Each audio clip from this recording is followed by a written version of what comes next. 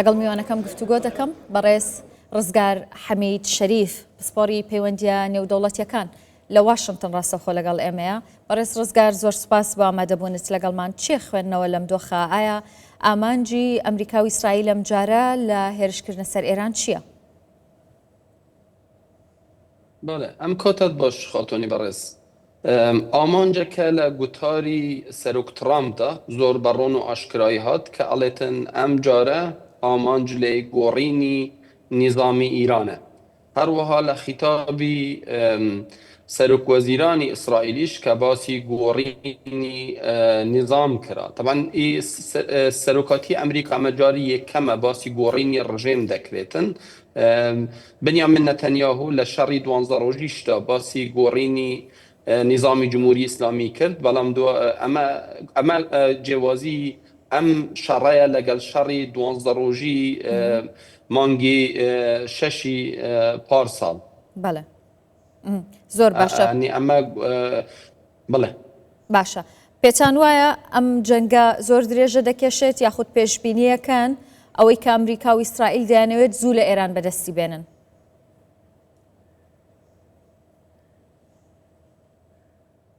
طبعا پرسیارێکی زۆر باشە. ئەوەی یەکەم کۆنگرێسی ئەمریکا بەڵێ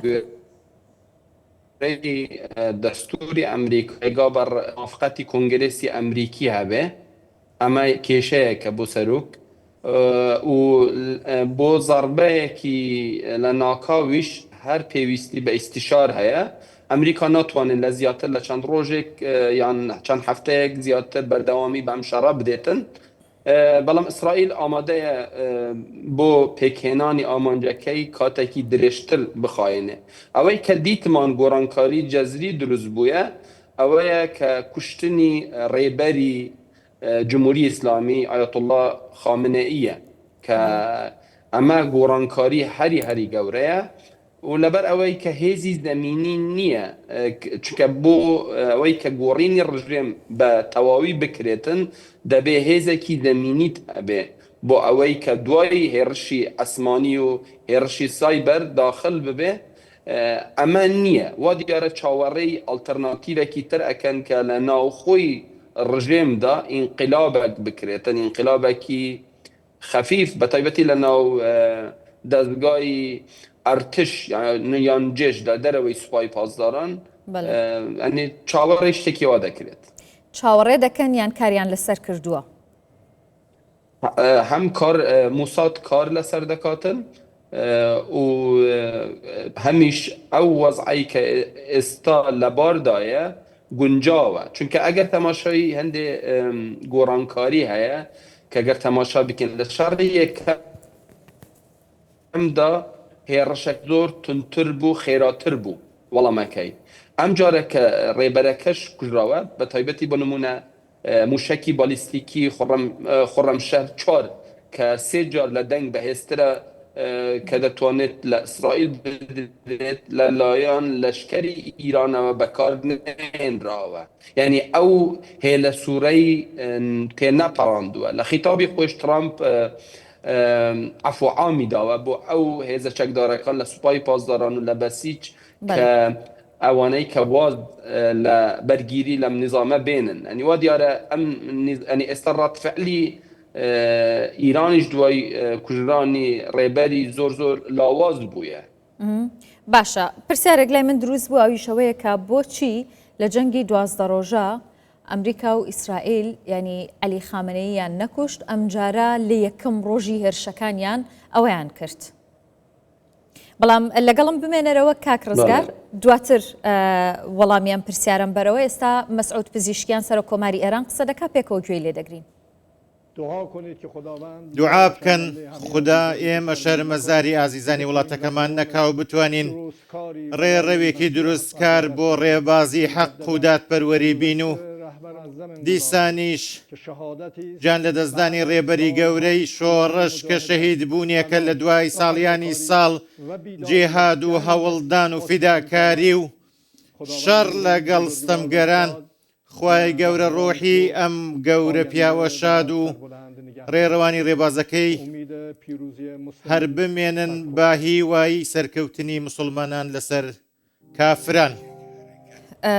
گوتەکانی مەسعود پزیشکیان سەرۆک کۆماری ئێران بوو و هاوکات سەرۆکی ئەو لیژنەیە کە کاربڕێکەرە لە ئێران پێکێنراوە کە لە سێ کەس پێکاتون بۆ بەڕێکردنی کاروبارەکانی ئێران. دەگەڕێم وەلای میوانەکەم بەڕێز ڕزگار حەمید شەریف پسپۆری پەیوەندی نێودەوڵەتیەکان لە واشنگتن. بەڕێز ڕزگار پرسیاری ئەوم لێ کردی کە بۆچی ئەم جارە لە دەکرێت بڵێن لە گەڕی دووەمی جەنگی نێوان ئەمریکا و ئێران و ئیسرائیل لە یەکەم ڕۆژدا عەلی خامنەیی کرایە ئامانج. جێوازیەکە ئەوەیە کە شەڕی 12 ڕۆژی هێرشێکی ناکاوی ئیسرائیل بوو بەتەنیا ئەمریکا نەبوو و ئەمە بوو ئەوەی دووەمیش ئیسرائیل ئەو کاتە گڵۆپی سەوزی ئەمریکایی نەبوو بۆ کوشتنی ئایەتوڵڵا و سەرۆک کۆمار و ئەم گڵۆپەی کەسکی هەڵ نەکرد بوو. ئەم جارە بڕیاری شەڕ پێکەوە هەم ئەمریکا هەمیش ئیسرائیل پێکەوەیاندا و ئامانجەکەیش چکە ئامانجی یەکەم شەڕی 12 ڕۆژی لە ناوبردنی تواناکانی ئیران بۆ بەرهەمهێنانی یورانیوم دروستکردنی بۆمبی ئەتۆمی بوو. لەم جارەدا ئامانجەکە گۆڕینی نیزامەکە گۆڕینی نیزام بێتن دەبێ سەرکردەکانی بکرێتە ئارمانج کە ئەمەش ئەم چەند هەفتەیە ڕزگاریانی کە ئەوان توانە ئەتۆمی و توانە سەربازیەکانی ئێرانیان کەم کردەوە و سنوورداریان کرد بۆچی ینی جارێکی دیکە یانویست کە ڕژێمی ئێران بگۆڕن؟ گۆڕینی ڕژێمی ئیران هەر لە ساڵی 1979ەوە هەرچی سەرۆکوەزیرانێکی لە ئیسرائیل بووە ئەمە داواکاری ئەم سەرۆکوەزیران و ئیسرائیل بووە چونکە ئیران گەورەترین مەترسی بووە لەسەر هەبوونی دەوڵەتی زایۆنیستی دەوڵەتی یەهودی. ئیران توانیە زیاترین ضربە لە دەوڵەتی ئیسرائیل بدات بە تایبەتی بە ڕێگای میلیشیاتەکانی لە حەماس، جیهاد، حزب الله، حوسیەکان و حکوومەتی ئەسەدیش. لەبەر ئەمە هەمیشە گۆڕینی نظام لە ئەجندای دەوڵەتی ئیسرائیلدا بووە بەڵام لە 79 وەرە تا ئێستا هیچ سەرۆک کۆمارێکی ئەمریکا ڕازی بەم داواکاریان نەبووە. ئەنی هەر سەرۆک وەزیرانێک کە یەکەم ئیسرائیل سەردانی واشنگتن و ئۆڤل ئۆفیسی سەرۆک کۆماری سەرۆکی ئەمریکا کردووە یەکەم داواکاری گۆڕینی نظام بووە و هیچ سەرۆک کۆمار سەرۆکێکی ئەمریکا ڕازی بووە بەتەنیا ترامپ ئەم جارە ڕازی بووە ئەویش سەبەبی خۆی هەیە لەبەر هۆی بوونی کۆمەڵەیەکی زۆر زۆر گەورە لە بەرپرسانی یەهودی لە ناو ئیدارەی ئەمە یەکێک لە پێم وابێ پەیوەندیمان باش نییە لەگەڵ کاک ڕزگار بەڵام ئەمەوێت کە بمێنی تۆ لەگەڵ ماشتە زۆر پرسیارم ماوە ینی بە بۆچوونی تۆ یاخود بە پێشبینی تۆ ئەم جارە ئەمریکا و ئیسرائیل ناوەستن تا و کاتەی ڕژێمی ئێستای ئێرانە گۆڕن؟ بەڵێ بالضبط ئامانجیان گۆڕینی ڕژێمەکە باشە پێشتر ئەوترا هیچ ئەڵتەرناتیڤێک نییە بۆ ئەو حکوومەتەی ئێستای ئێران ئێستا چی؟